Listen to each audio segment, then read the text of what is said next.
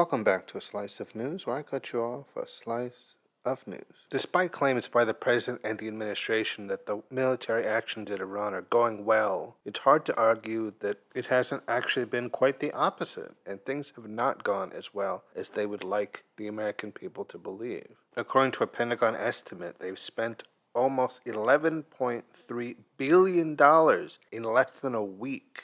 And one can imagine, as there is no definitive end to this conflict, how high that bill is going to surge by the time it's finally over.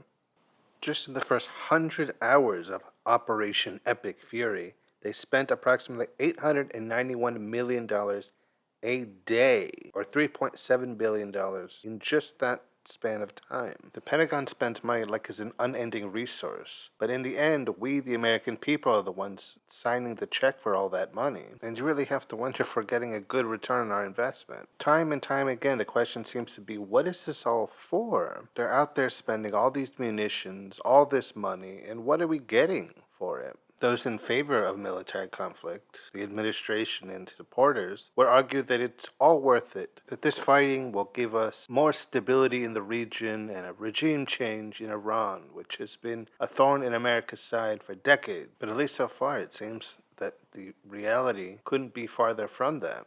The military conflict in the region has caused less stability in the region, and since U.S. bombings literally killed his father, the now current leader of Iran, it's very likely the new leader of Iran is only going to be even more anti-American. Things have been made so much worse over there, and it's not even been 2 weeks, and there's no sense that there's any actual ending to it. The president has said the only acceptable end to him is a total surrender by Iran, but while that idea seemed pretty far-fetched even at the very beginning of this conflict, as it's progressed, it has only made it so that there is even less chance of that happening. The total surrender the president is seeking is not even on the table. So if those are the only grounds he can see for an actual definitive end to this conflict, we're in for a very, very long conflict that's going to be very, very expensive. One of the things that's been incredibly frustrating about this country and the way it's run is that we always seem to have money to bomb schools in a foreign land, but when it comes to funding schools in our land, apparently the money's just not there. Not that it was any closely guarded secret, but military spending is very obviously just massively out of control. When you stop to think just how much public good, how many schools that $11 billion could have funded, how much health care that $11 billion could have funded, it really almost makes you want to weep. Instead of taking lives, that money could have been spent on saving and protecting lives. And that's just the money they've spent so far.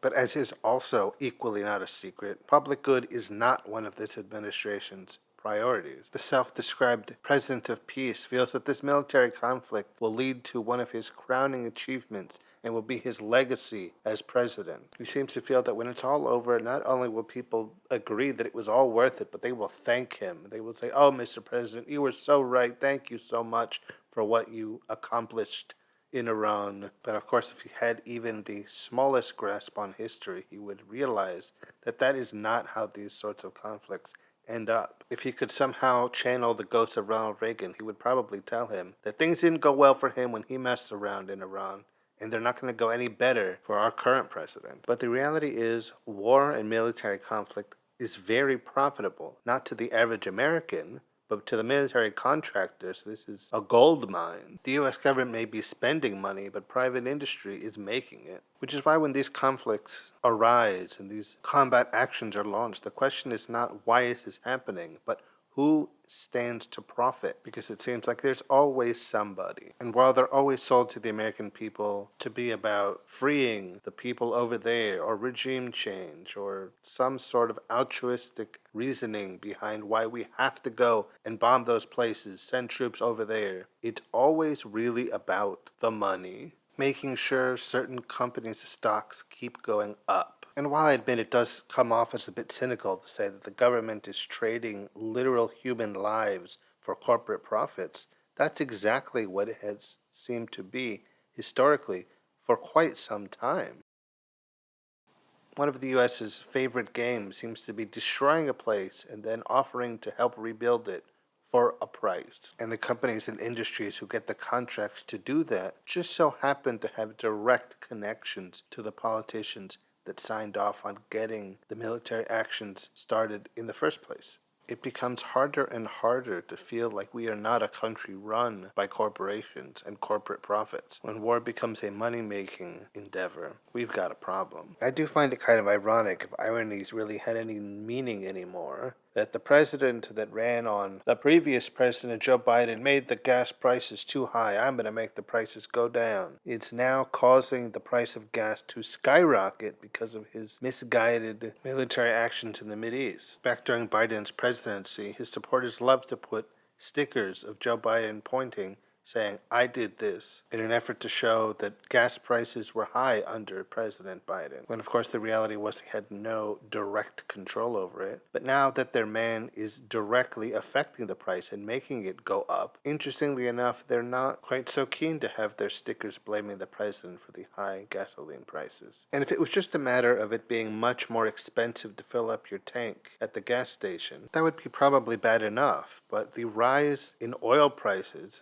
due to the instability in the Mideast as a result of all this military action is going to start having much larger effects than just how much it takes to fill up your car's gas tank. We are a society that loves plastic. Plastic is in everything, even in ourselves, thanks to microplastics. And what do you need to make plastic? Oil. If oil gets more expensive, everything that oil is used to manufacture also has to get more expensive as a result. So there could very likely be some serious economic effects the longer this conflict goes on. But I'm willing to bet the administration didn't take that into account when they decided to begin all of this military fighting, because all they've seemingly been worried about is the glory, not the consequences or the costs, both in money and in human lives. And what's worse, we can't depend on our domestic oil reserves because they were deeply depleted and were not replenished when oil was cheap, because I don't know, maybe the administration thought we didn't have to. It sounds like we were going to get into a military conflict in the near future that was going to make getting oil more expensive. We're currently looking at $100 per barrel, and that price could be going up.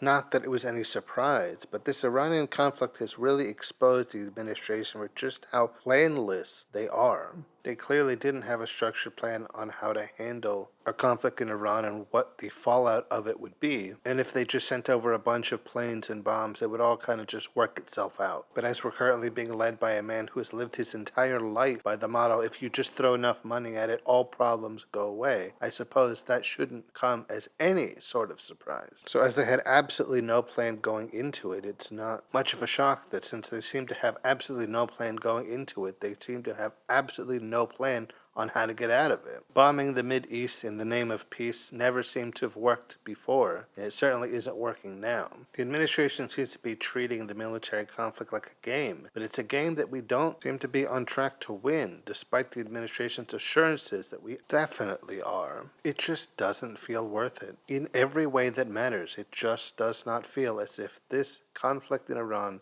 has been worth it for the American people at all. And I do not think there's any chance that history is going to look back at what we are doing right now with any sort of positive view. A majority of Americans can't even look at it positively now in 2026. I can only imagine in a future, hopefully more enlightened age, what they will think of it. And they will undoubtedly wonder how we allowed things to get as bad as they have gotten, and for so many to have escaped accountability for it for so long. Spending $11 billion in less than a week seems criminal. And I get it, planes and bombs and missiles are very, very expensive. But this is a military conflict we didn't have to start in the first place. So all of this military spending is unnecessary and was absolutely avoidable. But those in power simply did not want to avoid it, so they didn't. The administration and way too much of the American people feel that military action is a show of force, a show of power of America, and shows just how strong and important and powerful we are. But the reality is that is not the impression it gives off at all. If anything, this forced military conflict makes us look weak and led by weak men who feel the need to flex the military might to feel big and important. It doesn't project strength at all. I've been saying for so long that if the government has money for all these weapons of war, they've got that money to do good things for the people. That we are not a nation in constant threat that needs to be constantly armed to the teeth just in case. And that maybe someday we have leadership that prioritizes health and housing and public good over military might and a defense budget that seemingly can never be too big. That last one sometimes feels like hoping for too much, but I still cling to the hope that it is possible, because the path we're on right now can only lead us to ruin. Alright guys, that'll be it for this episode of A Slice of News. I've been your host, Mr. Slice, and until next time when I cut you off another slice of news. And don't forget to rate and review the show on Spotify, Apple Podcasts, or wherever you find it.